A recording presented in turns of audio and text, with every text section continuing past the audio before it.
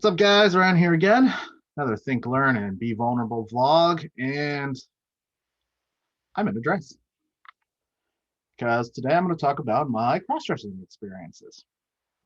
I've only cross dressed 3 times in my life, twice for cross dressing parties, and once right now.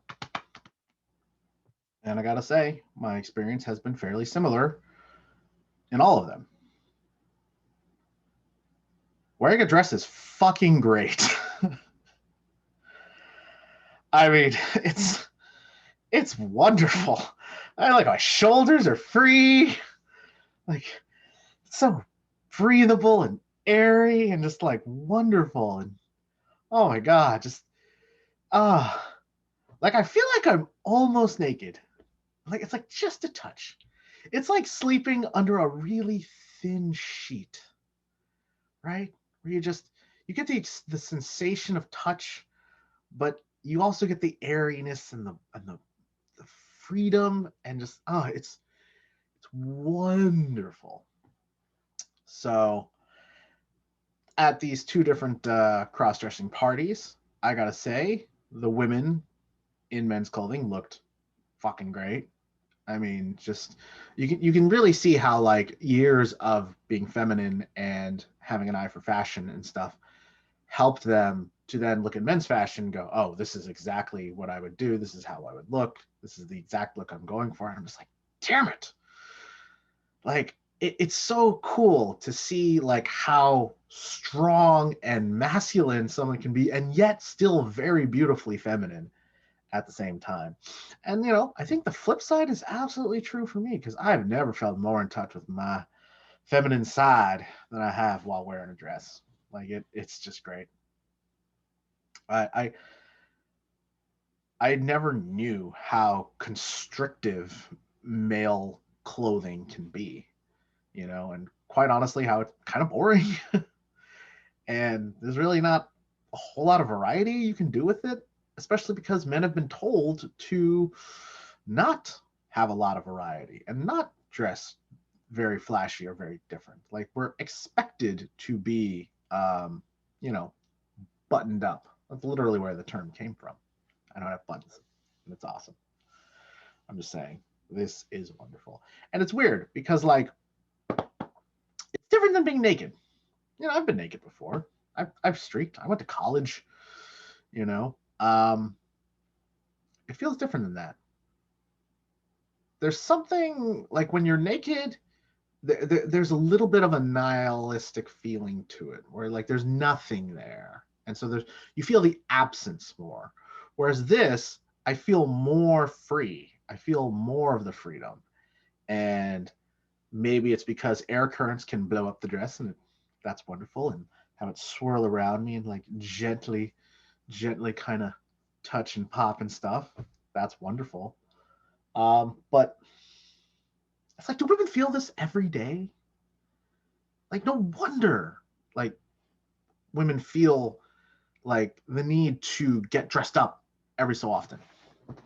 Like, I get it. I finally get it. Because it's so empowering. It's so free. You feel like you can take on the world, you know? And I've got literally one article of clothing on now. I am in my underwear. No, I take it back. I'm not even, fuck it. Give me a sec. Not gonna show it on camera, but I'm gonna do. Yeah.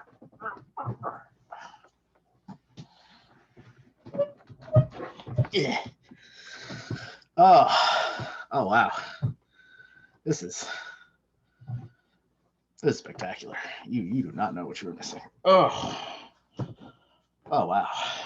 I mean, just look at it. Oh, this is gorgeous. $20. $20 at Target. Best $20 I ever spent. I mean, it just tingles all over. All over. Guys should feel like this all the time too. And the thing is, I think a lot of slut shaming, and I think a lot of misogyny and sexism is rooted, partially at least, in jealousy, in wishing that men were allowed to do that and were allowed to feel that way. We're allowed to be this free and this in control of their appearance and their bodies. Because it's not like we can't wear those things. It's just the amount of shame that is thrown upon men when they do something like this is huge, huge. And I'm not putting down the female experience in any way, because let's face it, women, y'all definitely get way more than your fair share of flack for a lot of things that you should not. But I'm purely speaking from my own experience and from the male cisgender experience. Like, you know, I would be mocked. At least in certain circles, I'd be mocked. Thankfully, you know, there's a nice community of people that I spend my time with who are very accepting, and I know would embrace it more. And the reason I know that is because that's where I went to those parties. They were dance parties, and it was for a birthday of a really good friend of mine, and it was great. All the dudes looked awesome. Like, I'm impressed, you know, by how much they went all out. You know, I actually did less. Like, all I did was throw on a dress. I didn't do my hair up or anything like that. But they like did their hair up, put makeup on and stuff, and man, looked fabulous. It's like, it's just great. And so let's think, learn, and be vulnerable, right? So we need to think about what society is telling us to be and why they're doing it and what's the purpose for it. We need to learn that these roles and these things that we're being told, they are not actually like solid. They're not universal truths. They're not things that you have to ascribe to if you don't want to. You know, the world is becoming far more accepting, and that's great. And if you don't live in a place that isn't as accepting, well, step one, you got to accept yourself. And step two, you probably have to move, or you can try to change things where you are. And that's good too, because I tell you what, there are a lot of people that feel the same way as you do, even in your own seemingly very conservative, very constrained communities. They're out there somewhere. You just got to find them. Maybe you decide that's a fight that you don't want to have, and that's okay. If you can afford to move somewhere more accepting of your lifestyle, then do it. But if you can't, fight the good fight. You're gonna, you know, receive these slings and arrows of outrageous fortune because those people are so fortunate to be able to toss those slings and arrows at you. But it's a fight worth fighting. In terms of being vulnerable, putting on the dress has made me question a lot of things about myself. Am I gay? Am I trans? Do I want to be a woman? I don't know. For the longest time, it'd be an easy no. But, you know, the two experiences I've had, and we're in this now, we got to ask ourselves those questions. I like being a dude.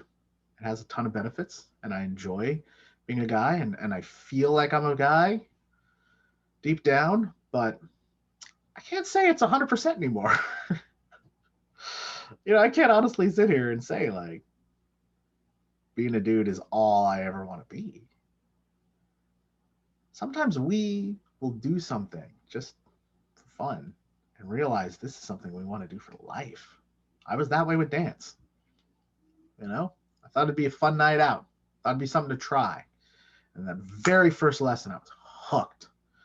I still love it to this day. God damn you, pandemic, for not allowing me to get out there. But hey, maybe I can just enjoy my feminine side a little bit longer here on the inside. But We have to ask ourselves those tough questions, man. You know, maybe you put on a wig and you like what you see, and you like it a lot, way more than you think. Maybe you put on some heels and you like those too, way more than you think. You got to go with those feelings. You know, your soul is crying out to you. Your true being and true self is crying out to you. Don't deny it. You might be gay. You might be trans. You know what? There's been a lot of good fights fought ahead of you for gay rights and trans rights.